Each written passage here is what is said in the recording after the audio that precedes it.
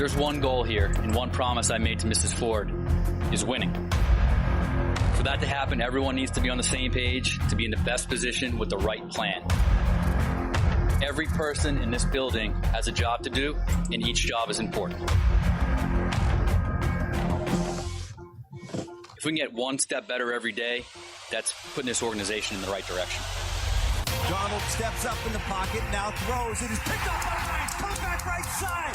Inside the 10. It is Quandre Diggs to the 5. To the house. Touchdown, Detroit Lions. How about Stafford opening it? Oh, my God. It is Sir Mix-a-Lot booty thick. Lions fans, it's time for the podcast you've been waiting for. The Detroit Lions Podcast post-game show with your hosts, Chris and Case. Hey, howdy ho, Lions fans. Welcome to the Detroit Lions Podcast post-game show, episode 239. This is the official Detroit Lions Podcast for Reddit. I am your dashing host, Chris, and with me is my good friend and co-host, Andy, the Sandman Morse. How you doing, buddy? I'm good, I suppose. I don't know, today's full of rough, hard feelings. Yeah, not the good kind of hard. It's been tough. It's a tough day. I expected a lot more out of this team today. We got a lot to talk about. We're going to talk about the game. We'll take your calls as we usually do. We'll talk about this huge contest opportunity we have for folks. We got all that and a whole lot more. We got a great show lined up. Are you ready to go, my man? Let's kick this off and break it down. All right. That meant he was using sign language. Please check us out and help us out on Patreon. Special thanks to Dylan from Guam. That's right. Of course, our very first donor, Mathis, and Brian B. from I Prevail. iPrevailBand.com, still on tour. We're going to see them on the 16th in Ipsy with Sandman, of course. Check us out at patreon.com/Detroit Lions Podcast. Patreon.com/Detroit Lions Podcast. Get yourself in there, and we get this great contest we're talking more and more about. So we'll get on that. It's a cool opportunity for you. Make sure to check us out on Facebook, the facebook.com/The Detroit Lions Podcast. Instagram, we're there, Detroit Lions Podcast, and on the Twitter machine at DET Lions Podcast. Of course, where you're going to see Sandman with no pants on. That's right. He's still sick. A little sick. He's getting better. I'm getting worse. I actually got over my cold, and then I watched this game, and then I feel bad again. So, I'm sorry. Subscribe on YouTube, youtube.com/Detroit Lions Podcast, youtube.com/Detroit Lions Podcast. You'll find all these great post-game shows and the other stuff we do. And rate us on iTunes, Stitcher, Google Play, iHeart, where else? Spotify, all those places. We're in all those things. Give us a rating. We love it when you do that. All right, we got through all that stuff. Let's get going on this game. This is no time for a quick release. We're going deep. All right. Some of you may know, you may be aware that we played the Oakland Raiders today in a football game, in a football match, as it were. And high-scoring affair it was. Unfortunately, we came out on the short end of the stick. And as we walked off the pitch, we said, go get them, Chapos. Next week will be a better showing. Is that how it worked? We got to hope next week will be a better showing. We're about to play perennial all-universe quarterback Mitchell Trubisky. All-universe Mitchell Trubisky. Oh, my God. Can I just complain about something really quick? And just a little bit more meta. We'll get into the actual game itself, and we're going to take your calls, like we said. But we talked about it earlier. This is a team. This isn't necessarily just this coach, it's GM. And I'm not going to blame ownership here, right? There's a culture in here somehow, and I don't know how it permeates all these different groups of people that come through. But we just can't win those important games when we could put ourselves in the driver's seat. We win today, Sandman. The rest of the division is lost. It's a whole different outlook on the rest of the season, right? We were just hanging on today. No one thought Minnesota was going to lose. No one thought Green Bay would lose. They gifted us that. And a win today just puts us in a whole different spot. Same thing with the Green Bay game, right? And I said it before the game. I said it after the game. I said it's Friday too. This team just has a way of getting to the point where they could absolutely seize control and then they miss it. Green Bay, it was the refs. This time, I'm going to say something, and we'll talk about this more later. The defense was bad. There was a lot of stuff, but everybody knew before this game it was going to be a shootout. We knew who we had on the teams as quarterbacks and defenses and everything else. Matthew Stafford missed a lot of throws today. I love Matthew Stafford. You know that. I don't dislike him any less. He missed a lot of throws today. He seemed off on a lot of throws. He had the same coverage he usually has, same blocking and protection he usually has. I don't know what. I heard he might have been sick during the week. Maybe that was messing with him a little along with the trip to the West Coast. I don't know, but I think a lot of those passes are the difference between winning and losing today. No, again, defense outside of it, because we knew this was a shootout. The defense got a couple of stops, and in a game that you expect to be a shootout, a couple of stops is what you need out of them. So we'll get into. They didn't play great, but we'll get into that more. But I was really bummed out about Matthew Stafford today. Hopefully this is his one. Everyone gets one throwaway a year, right? So hopefully that was his. You with me? Yeah, it's rough. I'm just sitting here listening to you, and it's hard. I can't even put any of this on. It's like feels like a whole team loss. We didn't have one thing that was, that we could easily put blame on, like the refs, or there's this one super egregious, thing that happened. The offense looked good early. It started to taper off. We started to see, Oakland starting to kind of catch on to our offense a little bit. The last play call was possibly the worst play choice. It took I'm forever not to sure. get in, right? It's awful. We're still having problems with awkward stuff where we were down a timeout because we had 12 men on the field again for like the 5th week in a row. It's starting to get a little old. Yeah. It is. And watching this defense work, again, Slay was a non-factor. I didn't throw to him. I guess that's doing your part, right? Yep. The the front seven and the rush that this team continues to not get is really awful. The problem. Is really a big problem for this team. I did not expect that out of our defensive-minded head coach and Matt Patricia. This was not the showing I expected out of our defense.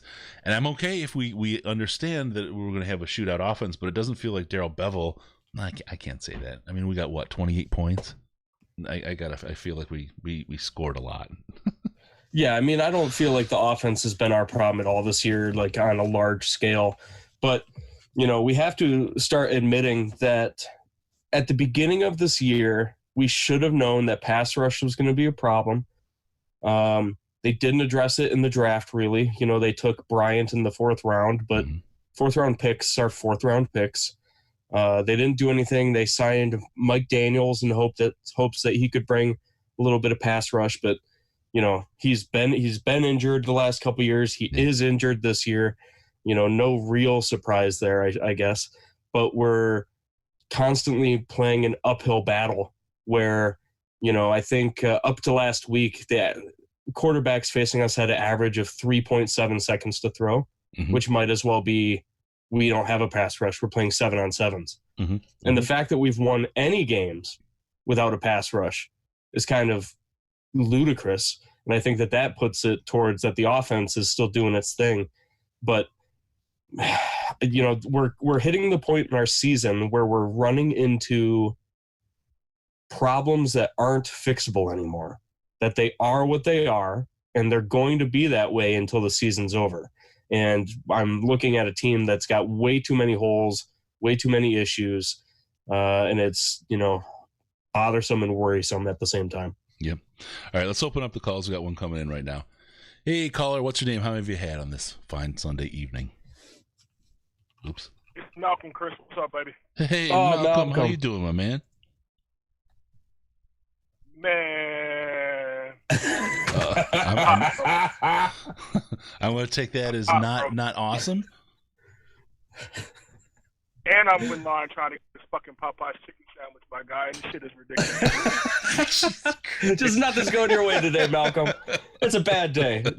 I mean, fam, I'm at least I could come out here and get me a chicken sandwich real quick and drown my fucking sorrows in some, rejuvenated chicken from Popeyes. Nope, can't even do that. Oh. It's gonna be a minute. But let me call my homies real quick and ask a couple questions, and we go from there. Sure, man. What's going on? I'm sorry about your chicken sandwich, bro. I'm sure it'll be back in stock one day soon. This Popeyes thing is a mess.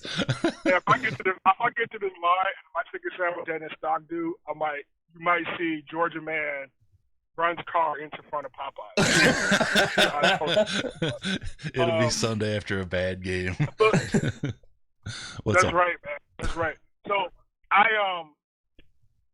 want to talk about the coaching GM real quick, which is a hot topic, I know. Yeah. I have been defending those guys, in various Lions chats and amongst my friends, because I'm of the belief that you have to pick players to fit your scheme. The Lions have a history of always just sort of getting guys, asking them to do things that they don't do, and we wonder why they're not successful. So this year, we passed on linemen like Ed Oliver. We all felt good about it because we were like, hey, not a scheme fit. He's more of an upfield guy. We need dudes that can hold and control. Linebackers clean it up. I'm like, I get it, but I'm watching them pass on guys left and right, left and right, left and right. Not a scheme fit. But I'm also saying, you know what? These are your schemes. These are your players. You live and die on it. You think you're the smartest guy in the room? Knock yourself out. Let's get this shit popping and get some W's. So I sit back and I think about what's going on right now. Can't stop the run. Can't run the ball. Can't rush the passer. Hey, at least our scheme is tight. And I'm just wondering, Chris. I'm not at the point where I'm like, hey, rip the cord off. We're done. Them seats in Allen Park got to be hot, man. The Raiders aren't that much of a better football team than the Lions. They were making mistakes up and down the field, 2 turnovers. That running back, explosive. Where are our explosive defensive athletes, guys? I don't understand this. I'll tell you. We do not have playmakers. I love this call. I love this call. This is such a good call, Malcolm. I think we all kind of feel the way that you feel here because I agree 100% that was one of the selling points that maybe the Lions didn't sell us, but fan to fan, we definitely sold the fact that, in the past we would draft Kyle Van Noy's and we would draft, other guys like that really didn't have a place in our system. And so now Patricia comes in and we say, whoa, look at this. We've got Patricia, our head coach. We've got Bob Quinn, our GM. They're like one mind, 2 bodies. This is going to be great. They know exactly what they want to do, and they have all the availability to do it. And we have to trust them. And that's what we did. We've trusted them thus far. And I agree with you that we're getting to the point now where we've drafted a bunch of non-athletes. We've signed a bunch of non-athletes, and we're losing because we don't have athletes. And it's starting to become, another circle roundabout, but in a different carousel. Same road, different horses, right? Exactly, because we get excited about Jelani Tavai because, hey, here's an unheralded guy. He's playing well. I can't hate on Quinn's track record in terms of, we get guys in late rounds, they get on the field, and they do something. The problem is we're not, getting premium production. We're, we've got, the kind of depth and, base. Great. But the problem is we don't got those premium guys that take care of business. So now you're sitting there looking at, well, when do we get to that point, right? Our issue was we always had Calvin and nothing around him. Mm-hmm. If we had this roster with Calvin, the Lions would be winning the division right now. Yeah. You know what I'm saying? Yeah. Let me tell you though. I'm not gonna be. I'll tell you. Well, I'll start out. I'm with you 100% on the chicken sandwich. Okay, we'll start there. But the thing about this team. And I'm not disagreeing with you. This team needs to have won a lot more games, but there's a couple things we can look at here. Well, the record's the record, right? That's that. Look at what we've done this year so far. I mean, the Packers had an embarrassing loss to the Chargers team that we beat this year, right? In what was effectively a home game for the Packers. Everyone talked about it and knew it. Okay, so there was that.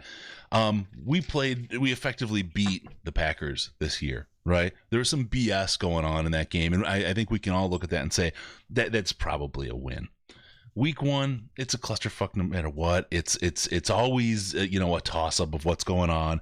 We could have won that. We could have lost it. I can't say a whole lot about Week 1 games with anybody because it's so out of whack I always call it fool's gold, right? Because it just isn't indicative of who the teams that are really playing in those games. And the rest of the games, I think all except one this year that we lost, we've been there till the very, very end. They've all been games. You know what I mean? And you walk away, you feel like it's been stolen from you, right? If we think about it, we go back to this team under Caldwell or whatever. Those losses were pretty big usually. They were stingers and stinkers. You know what I mean? And while you can look at one play, whether it's this last play of the game that when I saw that bunch formation, I just knew this was ugly. It took forever to get in, all that going on. You can look at that and say, oh, but that's a single play versus putting a big old turd on the field. This team is playing its competition closer and better than it has in a number of years. What does that mean? If it doesn't equate to wins soon, right, it doesn't matter. It doesn't matter. This is another experiment that's gone wrong, and we have to walk away from it. But the thing about this experiment is you have to let it play out. Don't cut it short early, because if you do, you're in the same boat you were before, and you're going to set yourself up for another 2 or 3 years. And if you can't wait more than 3 years, you're going to start over again. And I'm tired of starting over. I started watching this team when Billy Sims was drafted. I've been a fan forever, and I've seen this over and over and over again. It may not be this may not be the right fit for this team. Coach Patricia and Bob Quinn may not be, perfect for this team right now, but we don't know. We don't know. You've got to go at least another year with these guys to see how it plays out. So that's where I'm at. We're in games that we wouldn't have been in otherwise. We're a hell of a lot more competitive than we've been in many, many years past. These games are all the way down to the end that we're playing. I just think you got to give them a little bit more time. And if it doesn't work, you cut bait and move on. But you can't do it now. Now, because you're mad, is the wrong time to throw this thing in the dumpster and light it on fire. But I'm with you. No, for sure, fam. And I don't think we want to. I don't think we should do that. Obviously, the way I look at it is like I think the Lions could have made the playoffs this year, and there are some opportunities that we're going to look back on and see this is why it probably didn't happen. Mm-hmm. Next year, year 3 for the coach, year 4 for the GM, if I'm not mistaken, like those seats are going to get warm, and that's when we start having a slightly different conversation if we continue to see this. The last thing I'm going to leave you with, man, I'm going to leave it on a high note because I know you got other callers you want to get to. Planning to be in the house for Dallas. Obviously, I got my Patreon entries in. Oh, yeah. I can come, maybe get into the suite if I'm cool enough. But either way, I'm gonna be in Detroit. So I didn't see you for the for training podcast, camp. live podcast taping, the pregame show. Yeah. So let's make sure we hook up, man. Have a beer or two, Sam, man. I'll see you too, man. So Thank y'all for the call, man, and the work y'all doing on this, and we'll be in touch soon, man. I'll text y'all. All right. Love, man. Much love to you, Malcolm. Thanks for bringing it. Later, Malcolm. Oh, he's so fucking cool. He is. He's a really, really cool cat. Let's talk about that really quick, guys. We're going to take your calls till you stop calling, so don't worry. Don't get frustrated. But this is a really big deal. Sandman has gone out of his way. He got a deal and was able, he said, I'm going to pay my deal forward, and to the tune of a whole bunch of money, as a matter of fact. He got himself a suite, and he's invited a couple friends along to come in and take in the Dallas game at Ford Field from a suite. Now, that's a pretty cool deal. I was lucky enough to get invited, and I don't know how. I don't know. I've never done nice things for this guy. I flipped a coin, and it came up for you. So he also said, "Hey, why don't we do a contest and give away a ticket to the suite to see the Lions in Ford Field play the Dallas Cowboys, hottest game of the year, and we'll let some of the listeners win." So we said, yeah, hell yeah. So what we're doing is we're setting it up. Any Patreon person, every $1 that you donate to Patreon this month, you get one entry for every $1. And we're going to, of all the donors, we're going to pick out a winner. We're going to give them a free ride up to Suite. We'll give them a podcast shirt. We'll give them some other stuff. It's a great, great time. Great time. Going to have a blast. We'll do a halftime show from there, a post-game show. I was thinking maybe even a pre-game show from the Suite in Ford Field. So you'll get to see all that, and you'll get to take part in those shows. So if you're interested, to come up and have the sweet life, the too sweet experience. We said hashtag too sweet, right? Right, man. Hashtag too sweet. That's right. Get into Patreon. All right. Patreon.com/Detroit Lions Podcast. Set yourself up with a donation there and get yourself in the entry. And then the other prize for the person who didn't make the suite, we got this sweet Sega Retro Genesis 43 game system all buried in there. Dig Dug, Virtua Fighter, just all the great old games. God, I love this thing. God, I love that thing.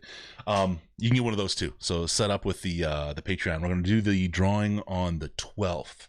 So get in and be ready. Again, hit patreon.com/Detroit Lions Podcast. Sign up for Patreon and get yourself an entry for every $1 you donate to win a ticket to the suite to hang out for the Detroit Lions Dallas Cowboys game with Sandman and Chris and a bunch of other cool people. All right, we got another call coming in. Let's take this one. Hey, caller, what's your name? How many you had so far? Oops, wait. And I've had 15. 15? All right, sorry, I was my bad. I had a technical glitch. I missed your name. What was it again? This guy needs a and I'm going to find him and just give him a big Blandito piped in because we just got a Patreon pledge that came up on the okay. One more time. How many have you had, Chris? 16? I usually do about a 10-second jack pour and then I put a can of soda in there, so whatever it winds up to be. All right, caller, I'm sorry, one more time. What was your name? And I'm good with it this time, I promise. My name is Jeff, and I'm doing a body count, and I've had 15. 15, okay. Wow, Jeff. I am both impressed and a little nervous. Well, no, don't be, because I'm on my best behavior. Damn it. Okay. All right. And as I tweeted at Sandman about the coaching staff, that I think we have to pretty much, identify that these guys who are who they are. And I guess my biggest, I don't want to start over, and I'm not, throwing my hands up in desperation, but I just really want to see the coaching staff improve. Mm-hmm. We were sold a bill of goods with Patricia that he was a guy who was he could take personnel, no matter what the personnel was, because they cycled through tons of personnel in New England, and make them a very, very sound defense. And, I'll give you Tal Vanoy. And, and then, and a guy who also made in-game adjustments that, that made it all better. Yeah. And we haven't seen that this year. And, and one of the things that's irritating me is, like, Stafford seems to get no pressure until, it's like passing down, traditional passing down. He took, towards the end of the game that they were passing, he took a lot of heat at the end of the game on when they knew we were passing the ball, which means the Raiders are making adjustments to why weren't we. And that kind of irritates the hell out of me in itself. And, and back to the pass rush at the beginning of the year, we loaded the team up with a lot of complementary players, a lot of people who were facilitators, not necessarily getting to the ball. And again, going back to Patricia and the coaching, it's so wouldn't the master of adjustments make those guys, like be in a position where they're going to get to the quarterback and not to be facilitators anymore? They are going to be the guys who are going to get there. And why the hell were Jones and Galladay off the field at the end of the game? That bunch formation, when I saw that, I was ready to just strangle somebody. Yeah. And I think you're right. I think to allude a little bit back to Malcolm's call, and your point, I think there should be some heat under Quinn and Patricia's seats. Okay. I don't think it's a throw them off the bus right now thing, but let's face it, if you're not performing, there needs to be heat, and this is a performance business. I think they're on the right track. I think this team is making the right strides, and I would go to the fact that, again, alluding back, talking about not having those superstars. This team forever had one guy, or two guys, or three guys on the team that were kind of stars, and then the rest of the guys were basically, your Chris Durham's, your number two. So are we playing? So by what you're saying, Chris, are we playing exactly into Patricia's wheelhouse here? Having these guys who are the complementary guys who eat crap into an above-average defense.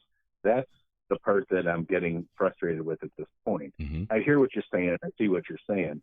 I mean, sometimes when I'm really, really drunk, kind of like right now, I would like Jim Schwartz to have this roster. You know what I'm saying? Ooh, yeah. I'm high on Jim Schwartz, but I don't want to go there yet. Yeah, not quite yet. I just think we are missing those stars. But I think what we did so often is we paid these stars a bunch of money and then had scrubs. I think we're fixing the whole scrubs issue and building the baseline of the team, and we're going to bring in a star or two, those big different changers, when the rest of the team is there, and when you can put a better bait out there to sign guys that wouldn't otherwise have come. That's kind of my thinking here. That's why, with that and the fact that we just this year got Patricia's defensive coordinator, I think this is a pathway, a journey kind of that they're going on to get the right guys. I could be wrong. It could be completely wrong. But if you don't let it play out, you'll never know, and you go back to ground zero again. And if you bring in Jim Schwartz, and I like Jim Schwartz, like I said, I'm happy with him. Oh, I'm not suggesting they bring in Jim Schwartz. I know, but I'm as just bringing in anybody, right? You bring in somebody who you think can really execute, you're starting at ground zero, and you're still going to say, well, they need 2 years or 3 years to get everything going. Period. I get. It's tough. I guess when I get right down to it is, I go back to the Jim Mora analogy, and I'm sorry to interrupt you. No. Go back to the Jim Mora analogy. Is okay. So you have you progress forward with coaches. Jim Mora was the guy who took, teams to the brink, and then, your Sean Paytons of the world come in and take them to the Super Bowl and stuff like that. I was kind of hoping that, we were at a position with the team and with the way the direction of the team was going, that we were not at the point where we were going to bring in a coach who was going to start from ground zero. I was kind of hoping we were going to start with a coach who was going to okay, I got these pieces, my GM's giving me these pieces, and we're going to move forward, and the chess game progresses from here, instead of, having some crap come out of his mouth, like, preseason last year, saying, I want to put guys in position. And yeah, he was doing that all the way through the fifth game of the last year. Mm-hmm. And so that, I guess I don't think that they should blow him up, but I'm just starting to lose faith with Patricia and all the bullshit that comes out of his mouth. Let me ask you this. Go ahead, man. Go ahead. Okay, sorry. To me, the biggest problem, and I agree with you here, Jeff, is that Bob Quinn didn't fire a coach after a 3-win season. He fired a coach after a 9-win season and said, this is not good enough, and then brought in his guy. And thus far, we've looked worse every year.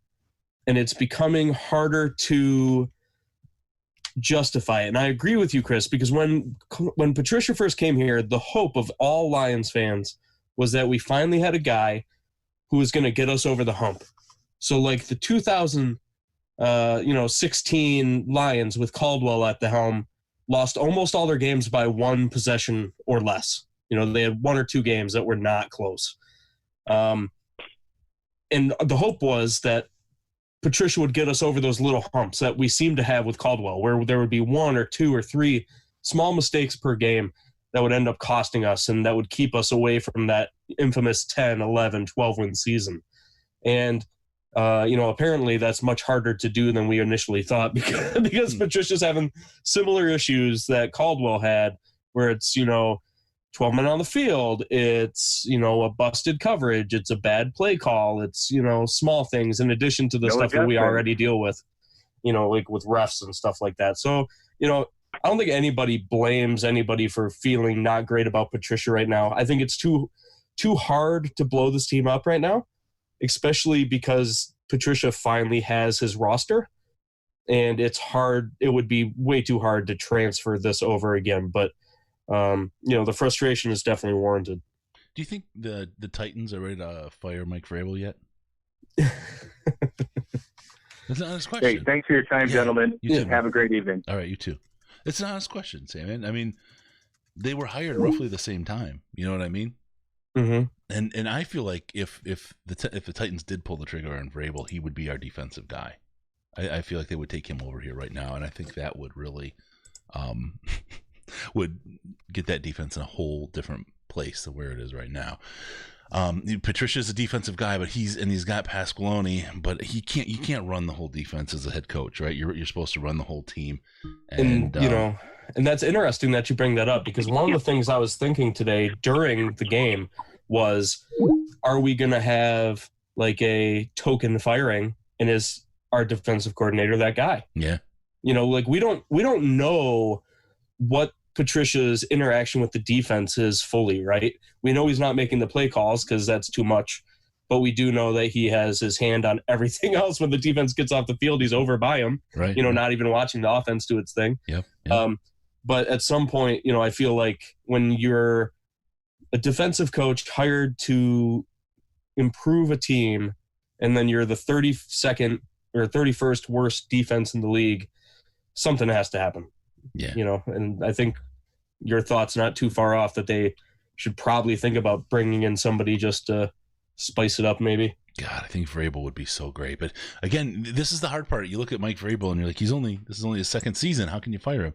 You got to think the same way about Matt Patricia, right? He's a first-year coach. And the other part of it is he's going to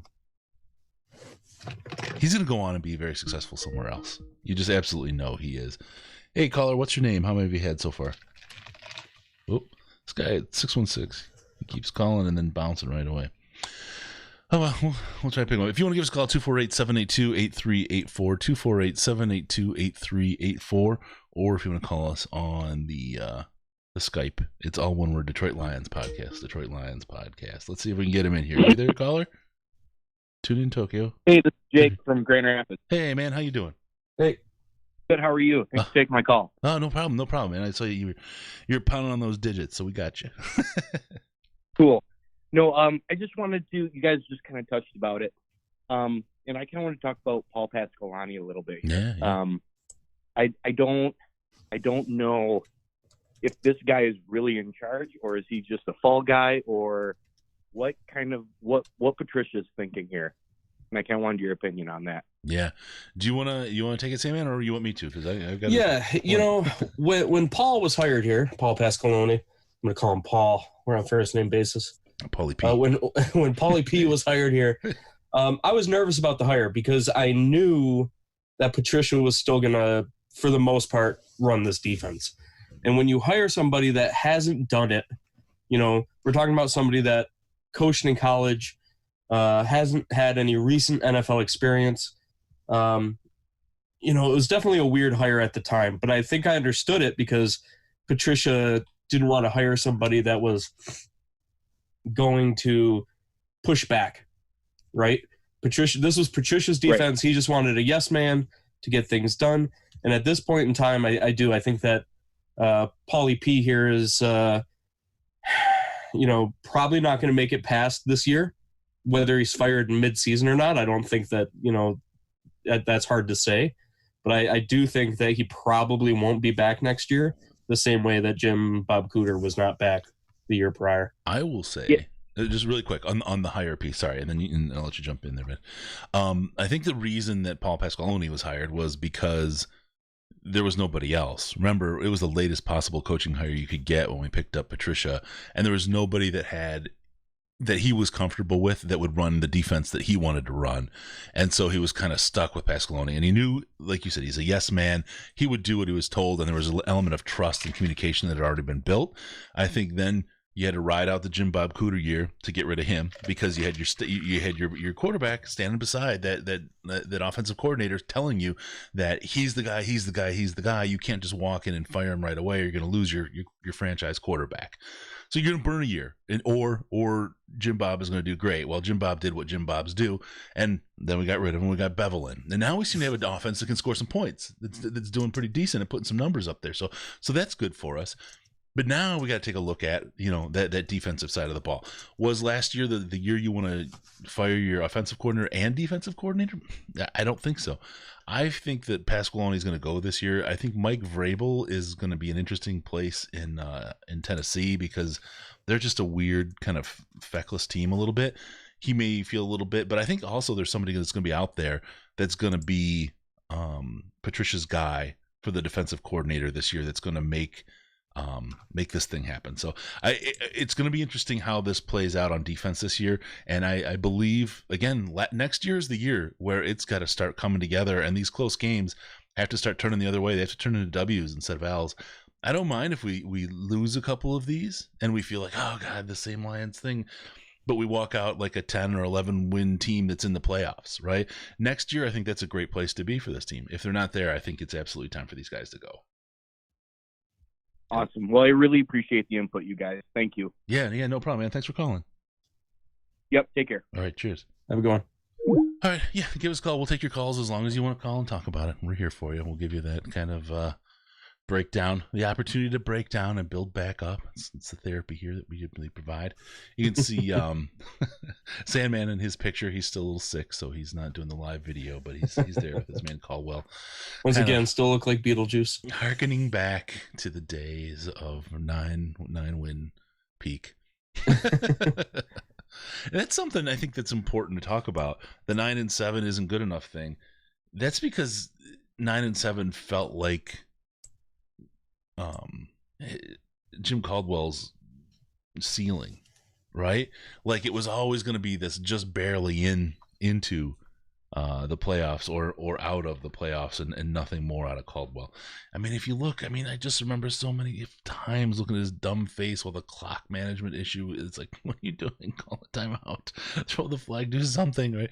And he just like that same frozen look. It was just, I still have flashbacks to that. I mean, I don't think Jim Caldwell wasn't going to do much better with this team or any better with this team. I know you're saying that, but Matt Patricia still hasn't had a year as good as Caldwell had in his worst year. No, as a coach. So we'll have to wait and see. I mean, again, though, we're playing with the most difficult NFC North we've played in a decade at least. Well, we did win 11 wins that one year and still didn't win the division. That's right.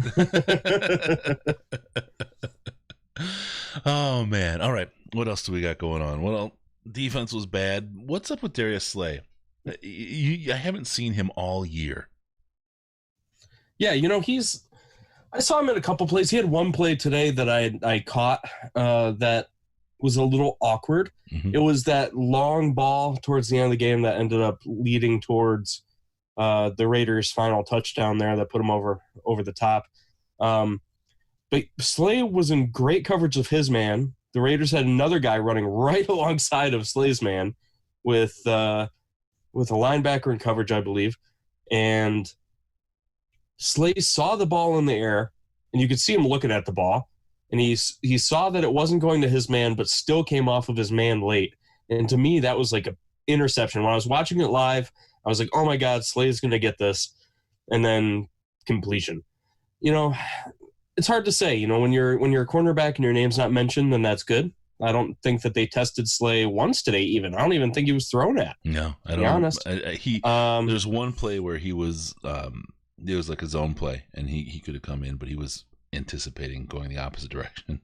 But it's he didn't play poorly, right? I mean, he didn't play poorly out there. It's just he isn't there. I think I'm kind of thinking about Slay right now, and I'm thinking about how he's going to leave us in a really tough spot with his contract. His contract is he's going to be 30 on his first year of his new contract. He's going to want a lot of money for that first year in the following years, and I don't know if we're willing to pay it or not. Right? We'll have to see how things go this this year with him. I don't know if we're willing to play Slay money, but if we don't, what's the what are we gonna do? RORA is obviously not ready. Yeah, he taking a lot of snaps this year. It's one of those things that the one consistent thing, at least recently, with the Patriots has been that they have high-end cornerbacks. Yep. They just do. So it's hard for me to believe that this team would let Slay walk away. We don't have, like a number 2 guy in the weight that we think could probably handle number 1 guys and be fine. But at the same time, it's hard to pay an older quarterback the amount of money that he wants. And if Slay comes to the table and wants, 20 a year, that, that's going to put us in a real bind. Because I think if we lose Slay, then our defense is going to regress more, and I don't know how it can regress much more than it already has.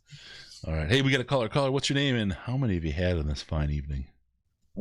Hey, my name's Ryan, and I'm I don't know. I've been drinking whiskey and chain smoking. So, yeah. How's it going? You're gonna sound like me soon. What's going on, man? Well, first of all, thank you guys for everything, and I mean, I'm sure most Lions fans enjoy listening to your guys' podcast and every other group of people that put that together for us to keep our head straight. So thank you. But I am beyond frustrated with, and I haven't been able to listen to the podcast up until now. So sorry if I'm covering things that I've already covered. But I'm beyond frustrated with the defense. I mean, we are wasting the last of Matthew Stafford's prime, and it's depressing to me. It's sad. Like, I don't know what to do. Do you cut bait with Quinn and Patricia after this year? But something has to be done. I mean, they're giving Christian Jones extensions. That was just wow. I mean, I don't understand what they're doing.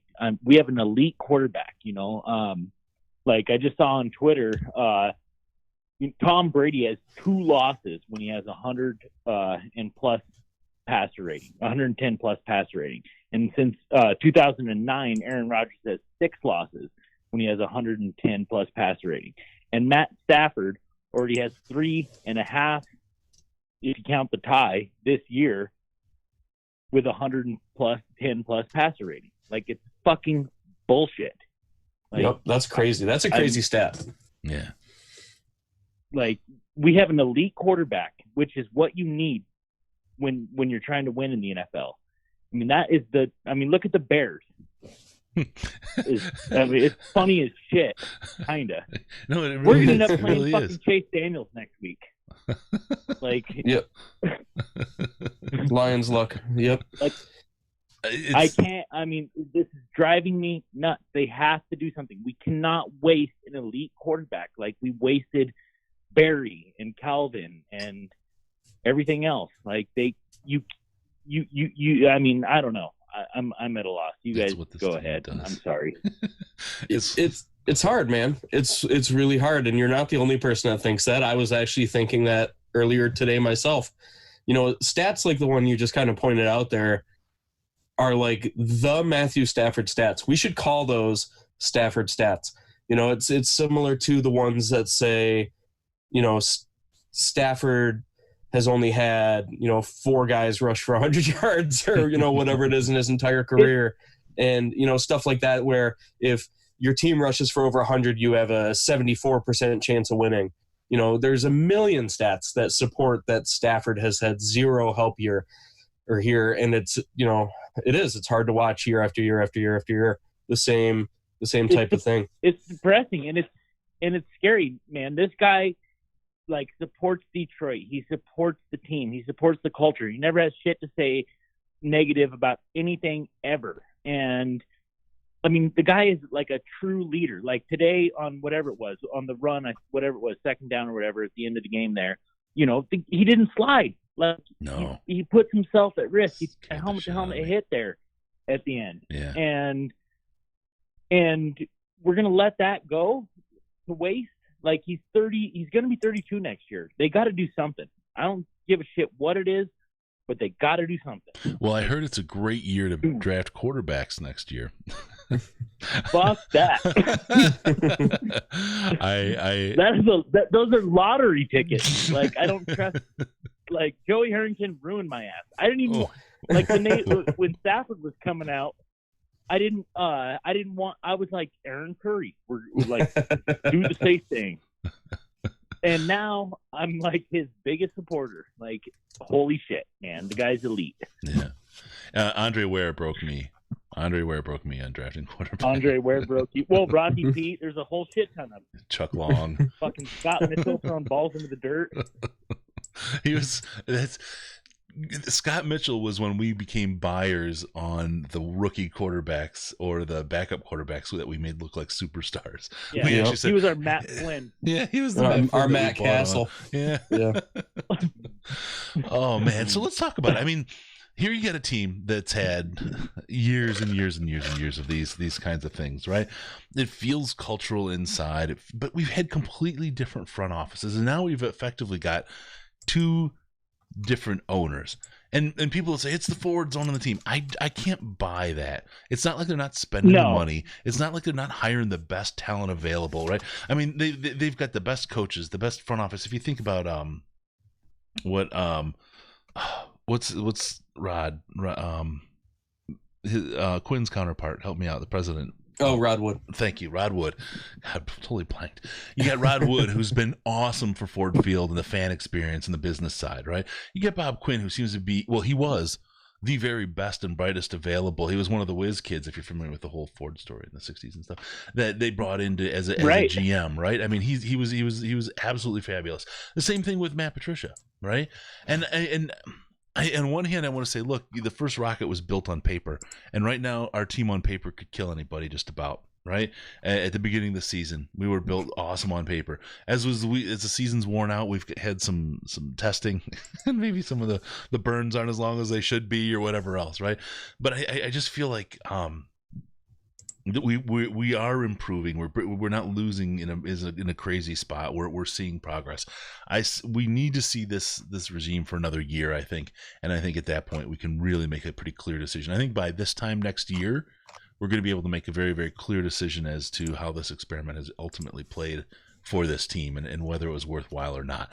I tend right now to believe that it is the right people who are young, who are fresh in this stuff and are figuring things out. The worst thing I could think of happening is, we go 2 years and we fire him, and then Belichick retires at the same time, and they get the band back together in some place like freaking Green Bay or Minnesota or Chicago and trounce the shit out of us, right? I mean, I just don't like to think of those things. So I just want to. Well, these guys are growing as well. This is Matt Patricia's second year. He's a sophomore, right? Bob Quinn 3. He's a junior right now.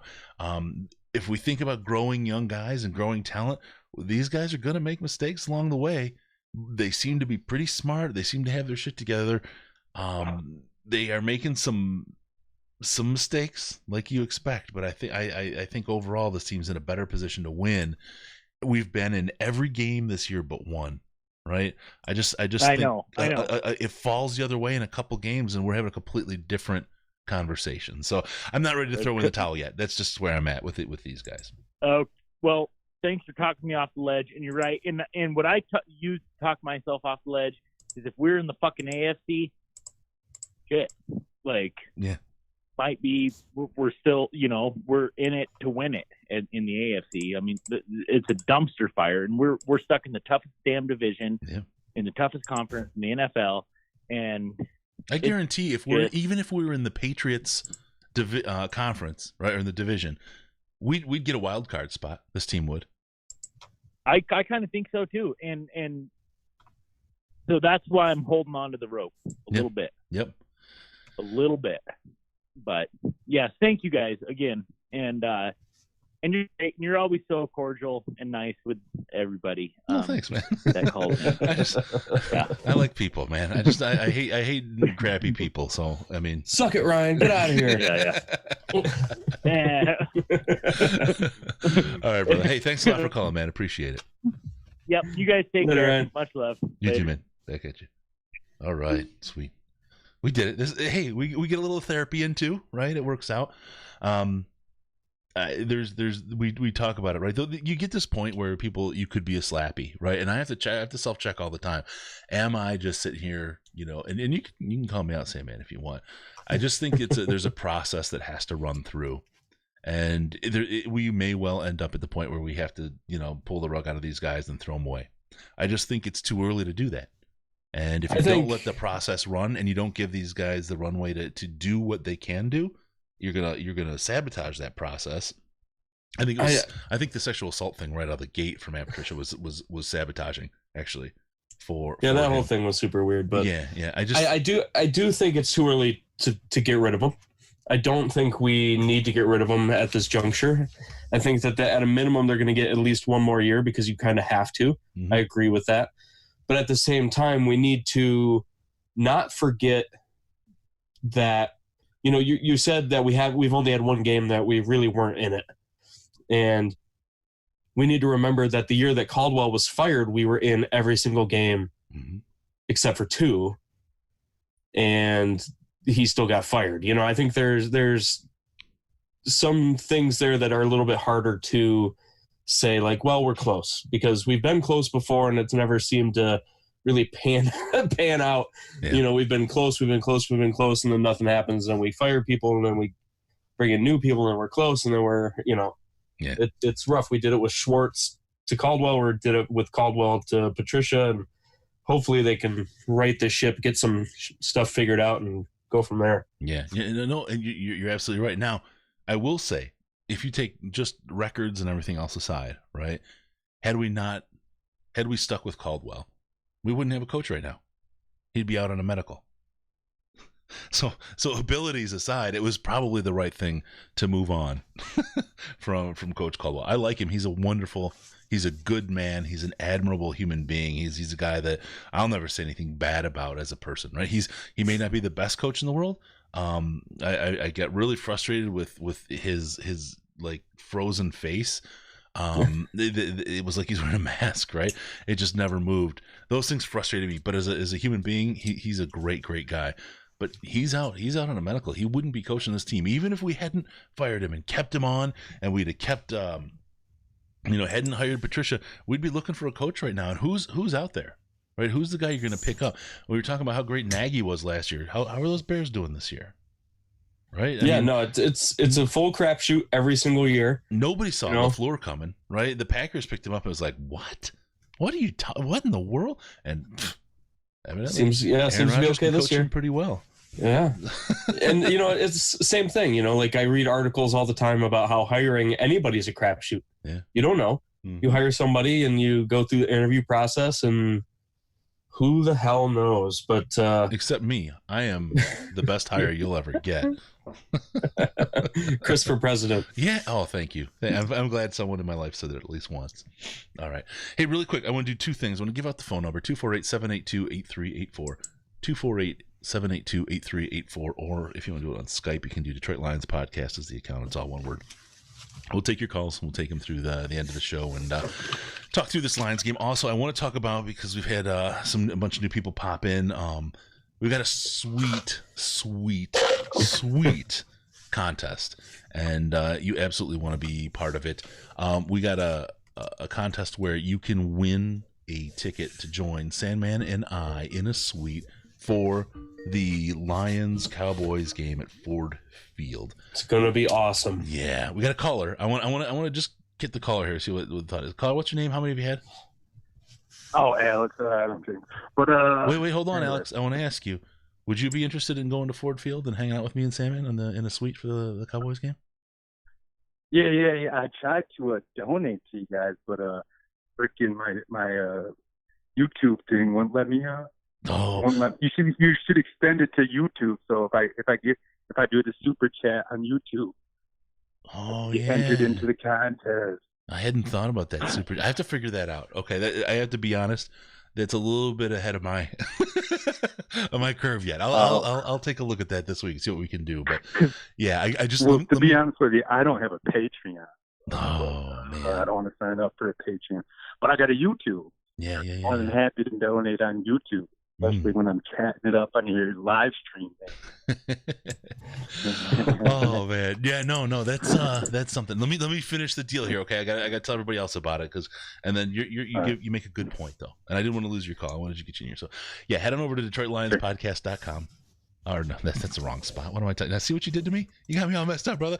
You head over to patreon.com/DetroitLionsPodcast, patreon.com/DetroitLionsPodcast, and set yourself up. Every $1 you donate will give you an entry into the contest to win a ticket for the suite ride in the suite for the Cowboys-Lions game at Ford Field with Sam and I and a couple of our, I think whatever the number is, 9 other of our closest friends, and we'll do a pregame, halftime, and postgame show right from there. We'll have you on the halftime show and maybe some more. We'll have a lot of fun. So again, patreon.com/DetroitLionsPodcast. Get those donations in. We're going to do the pick on the 12th, so you got to get in early and get out and have some fun. We'll have a great time. All right. Thanks, man. Thanks for helping me through that. Oh yeah. Hey, well, here's my rub. I mean, the Patriots have been to the Super Bowl 9 times in the last 20 years and whatnot. They've won 6 of them. I think they said that only like 10 head coaches have been to the Super Bowl in the last decade or something like that. 10 new coaches. Pete Carroll's got a bunch of them and whatnot. It's hard to get there is my point. Yeah. But the other thing is, what they need is the pass rush. They need their LT, their Lawrence Taylor. I mean, the defense would be all right if they could just get to the quarterback. They'd have the coverage, but when you get 6 seconds to pick the picking people apart, it's hard. You're right. Every time they have pressure, they have a successful defense on the field. Yeah, well, I just don't get why they waited to that last drive where they actually scored a touchdown. Like 2 drives before that, they got stopped because they ran it. The Lions offense ran it, and then they get no yards. And then the next play they run it, get no yards, and they're at 3rd and 8, and they're trying to pick it up. But the play that they got the touchdown. They were going for it. Like they were running that screen with Hawkinson. I don't know. I mean, waited until the there's 8 minutes left in the game to start going for it. Like, dude, your season's almost over. You might as well go for it every play. Don't conservative like cooling on them. Yeah. I didn't see if Hawkinson was on the field for that last play. I wouldn't be surprised if he wasn't. He was in concussion protocol. Yep, exactly. I didn't see anything about that, but I was certain he was injured on that shot to the head earlier in the game. But did you see that screenplay where he picked up like 30, 40 yards on the drive that he scored the touchdown before? And then they had a wheel route with McKissick that they scored the touchdown, and I'm like, those were innovative plays. I mean, it's like he was digging deep in his playbook, and you found some stuff that I hadn't seen all year. It's like you had the ball 3 times, and you had your drive stalled out. If you would have scored one more touchdown, certainly won the game. It's hard to say, and this is 100% conjecture on my point or on my part. But while I was watching the game and watching what you watched, which is why are they running on 1st and 2nd down when Stafford has been lighting the Raiders on fire the entire game. Yep. And the only thought that went through my head is the defense has been out there a lot. and they need a little bit of a break. And that's not necessarily, you could argue both directions for that, right? You could say, who gives a crap? It's their job to get off the field. If they don't get off the field and they're tired, sucks to be them. And then you could also go the opposite way, which is, we should try to slow down a little bit to help our defense maybe get that extra stop that we need by getting them a little extra rest. But, it's hard to say why Bevel did that, because you're right. When he was creative, when he, had that reverse to Hall, he had the McKissick touchdown play, which was awesome. He had the awesome screen to Hawkinson. There's a lot of interesting, fun plays by Bevel today.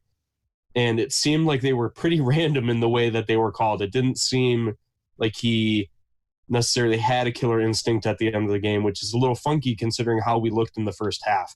The entire first half looked like kill shots, one after the other. And that's kind of been the MO this whole year, to be honest. It's I'm not sure why that is, but I'm sure, a bunch of reporters will ask those questions and we'll get no answers, and we'll just have to come up with our own ideas. We get really mad about the no answer thing. That doesn't bother me as much. I don't know, the not getting answers from coaches. I get it. It's just the nature, and I think it's kind of a little bit of a backlash against the NFL rules that they have to give answers and they have to be out there. I think if you gave them a little bit more flexibility and they could come out when they wanted to more rather than when they didn't want to, I think you might see a little bit more out of these coaches. But when you've got to be out there like 106 times a week, and look, things change. You change your mind, whatever, but you say something just a little bit different, and then all of a sudden that's the story for the week. It's like, oh, for God's sake, does he know what he's doing? He's confused. Right? It's like, oh, forget it. So they just give you these short nothingness so that you have nothing to grab on and generate BS stories about, because those are distracting for the team, for the coaches, for everybody involved. I guarantee it. Yep. Hey, Chris, can I say something real quick though? Yeah, go ahead. All right. I was reading the chat room or on YouTube, and it makes me mad to see how these people are hating on Stafford, because like no one's giving more to that organization than Stafford. Like if he was on the Vikings team when Case Keenum was the QB, they would have won the Super Bowl that year. The dude is so talented, and like he was sticking out for his buddy Jim Bob Cooter. That's why their offense was terrible for the last 2 years before you got this Bevel. But I've seen so much growth in them just from having an experienced NFL offensive coordinator. Yeah. And I want to say this real quick too. I'm gonna give Patricia and Quinn one more year, because like I said, they got to get their Lawrence Taylor. If they can get some pressure on the QB, I think their defensive scheme will work. Yeah. Anyway, I'm out. Thank you. Yeah. Hey, thanks a lot, man. Appreciate the call. Yeah, thanks. Yeah, good stuff. All right, yeah, no, and you heard me if you were here for the first part of the show, or you saw some of my tweets. I have to qualify what I'm going to say with, and I love Matthew Stafford. He's a great football player. He's great for this team. He's just spectacular. But he did have an off day today. He missed passes that he doesn't otherwise miss. I don't know that I'd say he cost us the game, but I think we would have a little bit different outcome. On that handoff on the first possession, that fumble. That was just an exchange fumble, right? That was kind of the 50-50 thing. That wasn't on him or on... Yeah, it's going to go to him, but it was all McKissick. Like, I watched that play twice. McKissick was like he was in a straitjacket. He didn't have his arms away from his body at all. It almost looked like McKissick thought it was a play-action pass. and then Stafford bumped him into the chest with the ball. He wasn't even ready for it. It was a weird play, but yeah, it'll be on Stafford, but yeah, okay. I don't think that was on him, realistically. No. Okay. I love the man. Love him to death. And he's absolutely right. Around town, the guy is, he works. He is the epitome of kind of that Detroit mentality. And he's given his career. He said it. He doesn't want to go anywhere else. Can you imagine though? I mean, think about it. You talk about a guy who has conquered so many things and picked apart things and been successful. How amazing would it be to be the quarterback of the Detroit Lions team, to take it and win that Super Bowl? You'd get a statue immediately. Yeah. there would be people. There would be somebody trucking in a fucking 100 million pound piece of marble the size of a building, and they'd start chiseling right away. That fist would sail right into the Detroit River. And get rid of that thing. We need the space. They would just shut down Jefferson. Yep. Yeah. Just right. Oh yeah. Oh god. Yeah. Kick GM out of the Rensen. Yeah. It would be turn the whole thing into a shrine. It would be a religious spot. Yeah, for sure. He knows that. I mean, you talk about all the rings, all the stuff, to be the hero for. I mean, look at Steve Yzerman still to this day, right? And what he's brought for Detroit and hockey and everything else. He never buys a meal in the city. He is on an excellent life as the guy that he is. So, all right, let's take it in. We'll take the last set of calls here. 248-782-8384. 248-782-8384. We'll get your calls. Detroit Lions Podcast, all one word on the thing. So we talked about the suite also for Patreon people. Don't forget that we've got the sweet prize from the man Peter Von Panda, the sexiest man alive. That thing is sweet. Sega Genesis Mini, 42 games. Virtua Fighter. I mean, it's Does that have Mortal Kombat? Sonic. I'm looking for Mortal Kombat. It's so small I can't see. I'm a little bit in the dark here, and my vision's a little blurry. From your 12th White Claw. You've got White Claws. I've got White Flags. Well, I started with Jack and Coke, and I finished that one, and then so I moved on to the White Claw because there is no law. All right, so yeah, give us a call. Let's talk about the Lions. Close team. Close to a lot of wins, not as terrible as the record shows, not as great as maybe we expected. Sucks to lose when the rest of your division is handing it to you. And that's, I think for me, the biggest part of it. Players, everything else aside, the hardest part is just like the Green Bay game, is losing the game that you had every opportunity. The world was in your hands. You had it by the sack. And the big sack. Yeah. And you choked again. This is the next milestone this team needs. They need to take a step and win those kind of games. And Skydog, I get it. You don't like that. My take on Stafford. He did have a great statistical game today, and that was fine. But we knew this was going to be a shootout. We knew there was going to be a high-scoring game because both teams have bad defenses. Stafford missed a lot of throws. He just plain missed a lot of throws. Didn't mean he played bad, right? But he missed a lot of throws, and it wasn't typical Stafford. And I know he's under pressure, but he's always under pressure, right? I mean, that's who he is. He missed a lot of throws that he typically makes. So he wasn't the Stafford that we all know and love and are used to. Had he been that guy, we very likely would have won the game today. So that's all. I'm not trying to dog on Stafford again. I love the guy, but it just wasn't his game. We all have a bad game. Look at Aaron Rodgers today. He didn't have. Aaron Rodgers looked horrible. He had no passing yards until the end, and then he got 160. That was his big. Yep. So there you go. That's it. It's okay, Skydog. I know you're just. You're not messing with me. You're just kind of calling out. You see it. That's cool. We all see things a little different. It's all good. All right. With that, I think we're gonna call it out. I'll end after we finish out with an old favorite that people really enjoy. But with that, we're gonna call it a show. Thank you everyone for calling in and join us. We got a late game to watch. We'll jump into that here. Remember, we're looking for your involvement. Use the comments in the subreddit to give us your feedback, and also don't forget about us on Patreon. Don't forget about your chance to sit in the suite with us or win the Sega piece on Patreon. Patreon.com/DetroitLionsPodcast. Get in there, sign up, and get yourself some awesome chances. Also, don't forget about the Slack, the Wicked Slack chat. This is the smartest chat about the Lions on the internet. The White Claws are catching up in my mouth here. Check us out on Facebook, facebook.com/TheDetroitLionsPodcast, facebook.com/TheDetroitLionsPodcast, on Instagram, Detroit Lions Podcast, all one word, and of course on Twitter. Get us to Twitter at DET Lions Podcast. DET Lions Podcast. It's where Sandman, me, everybody else, we hang out. What?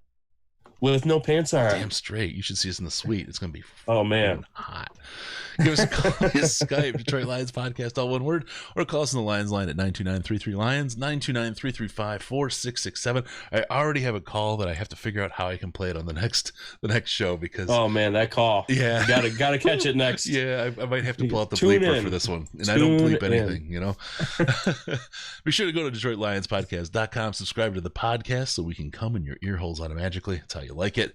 Thank you for tuning in. We're going to see you next time on the Detroit Lions Podcast. Remember, no pants, no toasters, no hot tubs, no problems, baby, because we're your Detroit Lions and Reddit connection. All right. Woo.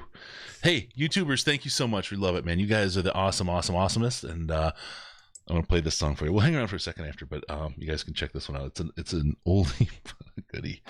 We lose every week. You're nothing special. We lose every week.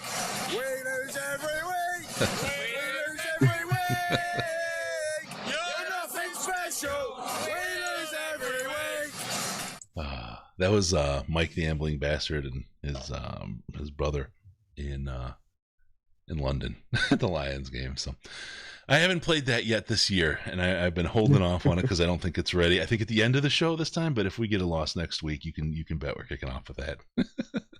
Toasters, the whole shit's coming out, guys. All right, thank you, YouTubers. We love you guys. Thanks for joining us, and we'll talk to you soon. I'm traveling this week, so Wednesday night, I think it's Case and I going to be back. We'll see you.